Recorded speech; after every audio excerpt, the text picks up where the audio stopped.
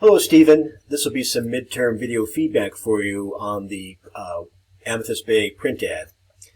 Now, we've got 4 weeks left. If you have any questions or if I can help you with anything, don't hesitate to reach out. I publish my number, which you can text to, in the announcements. I bid you strength.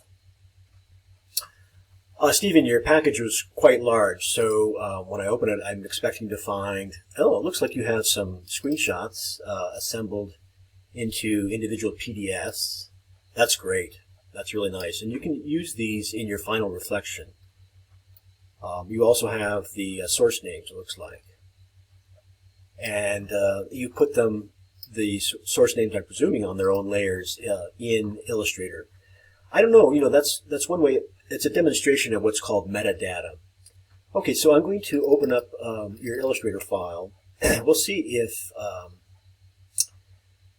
you have embedded or linked to images. And I'll know that if I get some prompts in Illustrator. That's crystallines also in this class. Okay, so far so good. It's not prompting me for any linked images yet. And we'll see what it looks like.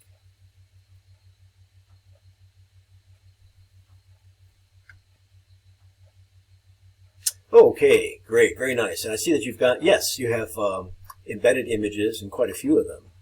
And you also, it looks like you have also mastered the idea of layers, and I can turn things on or off at will. You've imported the logo, you haven't distorted it. That's really great. And let's see, you've got, I like the way you've handled the contact information. Think about ways of aligning type that are not centered. I guess that's what I'm saying. Think about also, perhaps not using borders around your images. Consider, as you have this large image, perhaps bleeding some of the smaller ones. Maybe a more random.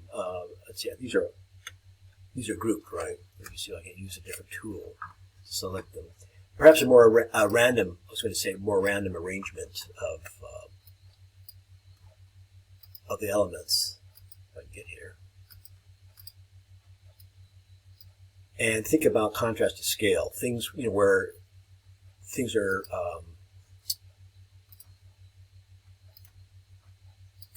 very small things against very large things. Oh, it looks like you've got even more images underneath these. Not sure if you need, like I said, these the white borders, and you'll know better what to do. I don't, I'd have to study your file structure to do things quickly and efficiently.